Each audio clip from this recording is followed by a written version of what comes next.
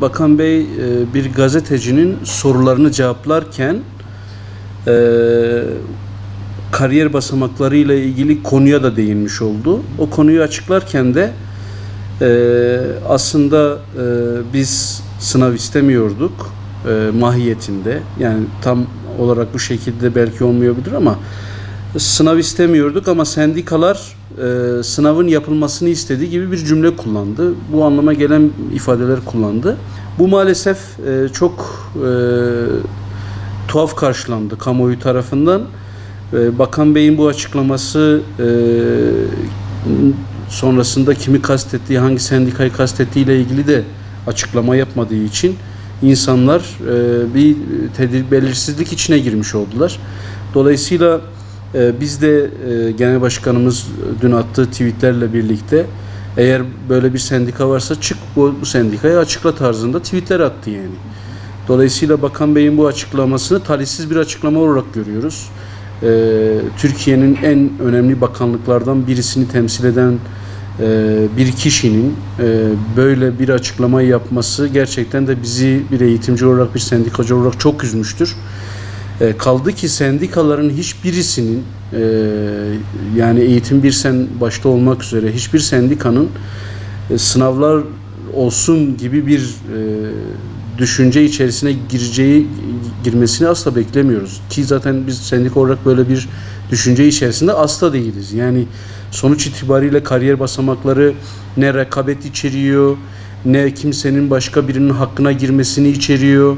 Tamamen bütün öğretmenlerin özel hizmet tazminatlarının arttırılacağı bir ünvan basamaklarıdır. Dolayısıyla rekabetin olmadığı, kimsenin hakkını yemediği bir sürecin sınavla noktalanmaya çalışılması bizi asla sevindirmez, bizi üzer ki bununla ilgili tepkilerimizi de her seferinde, her ortamda dile getiriyoruz. Kaldı ki bakanlık eğitim öğretim yılının açılmaya başladığı şu dönemde, Eylül ayına çok kısa bir süre kaldı. Bütün öğretmenlerin bütün motivasyonlarını eğitim öğretim yılına harcaması gerekirken saçma sapan bir sınava harcamaları gerçekten bize çok mantıklı gelmiyor. Dolayısıyla öğretmenlerimiz bırakın kendi işlerini yapsınlar, sınavla uğraşmasınlar. 2 ay boyunca öğrencileri mağdur etmesinler ki zaten böyle bir sınav olacaksa eğer, inşallah olmaz, bizim beklentimiz o.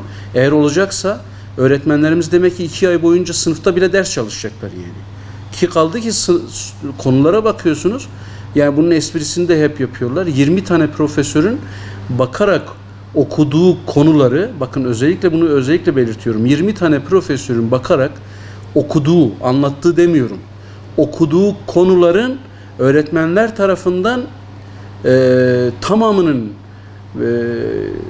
bilinç içerisine alınıp sınavda uygulanmasını istiyorlar. Ya böyle bir saçmalık var mı? Önce bizim profesörlerimiz, yani kusura bakmasınlar ama biz ÖBA üzerinden dersleri izledik. Ben kendim de izledim. Bütün dersleri bitirdik. Ama derslere baktığımızda yani hocalarımız kusura bakmasınlar, belki belli bir noktaya kadar gelmişler ama biz anlattıklarından hiçbir şey anlamadık. Açık söylüyorum yani. Net söylüyorum. Anlattıklarından hiçbir şey anlamadık. Bizim öğretmenlerimiz, bu sınava hazırlanan öğretmenlerimiz anlatıcı pozisyonda olsunlar, daha iyisini yaparlar. İddia ediyorum, bakın. Bu çok önemli bir konu. Onun için öğretmenlerimizi lütfen harcamasınlar. Bakan Bey başta olmak üzere Milli Eğitim Camiası'nın üst bürokratları kendi koltuklarında oturup öğretmenlerimizi harcamaya çalışmasınlar. Bu öyle kolay bir şey değil. Yani biz buna müsamaha etmeyiz. Sendika olarak asla müsaade etmeyiz.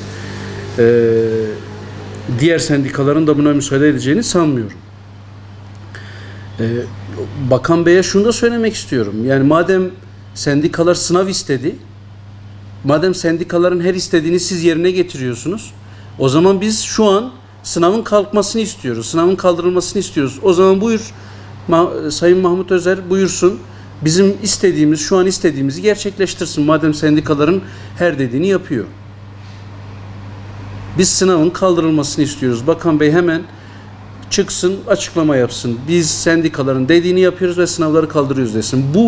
Bu büyüklüğü göstersin. Bekliyoruz. Ben özellikle Van Eğitim İşten Van Şube Başkanı olarak Bakan Bey'den bu cesareti, bu feraseti bekliyorum.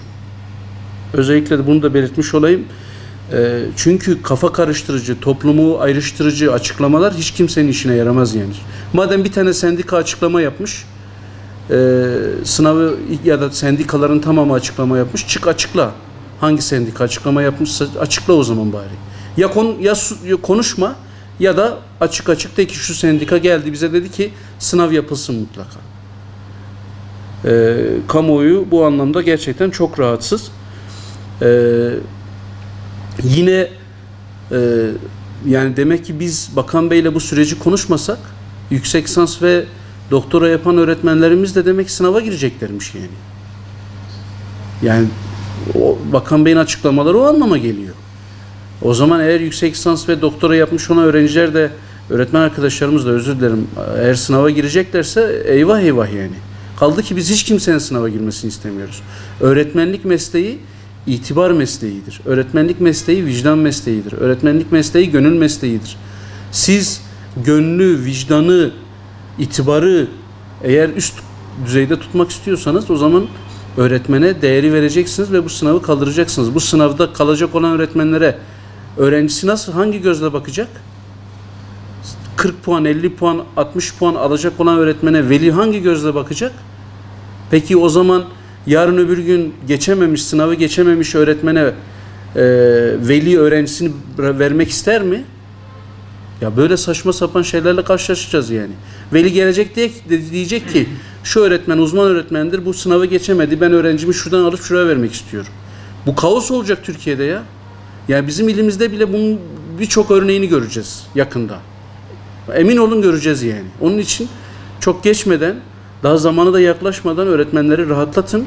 Öğretmenleri strese koymayın ve gelin sendikaları da dinleyin. Eğitim Bir Sen'i dinleyin. Genel başkanımızı dinleyin ve bu sınavı iptal edin. Yani konu Cumhurbaşkanımıza ulaşsa ben eminim ki Cumhurbaşkanımız bu sınavı iptal edecek yani. Madem böyle bir şey olacaksa o zaman sen kendini niye kötü yapıyorsun yani? Dolayısıyla ben sınavın hiçbir işe yaramayacağını, aksine toplumu geleceğini, öğretmen camiasını geleceğini, meslektaşlarımızı geleceğini düşünüyorum. Buna da hiç gerek yok çünkü bizim işimiz eğitim, öğretim, çocuklarımız, öğrencilerimiz, geleceğimiz olan aile fertlerimiz, küçük fertlerimiz. Dolayısıyla biz onlara sahip çıkmak için başka konulara yoğunlaşalım. Sınava yoğunlaşmayı bırakalım. Öğretmenlerimiz kendilerini geliştirsinler. Yani kendi kendilerini geliştirsinler. Başka araç kullanmaya gerek yok bunun için. Denetim yollarını farklılaştırın. Gerçekten de yani öğretmenlik tabii ki teknik bilgi isteyen, beceri isteyen, yetenek isteyen bir meslek. Eğer varsa bu işi yapamayan arkadaşlarımız bunu da artık bakanlığın kendi denetim sistemlerini kullanarak bu arkadaşlarımızla ilgili farklı argümanlar geliştirsinler madem öyle yani. Ama bu sınavla olacak bir şey değil.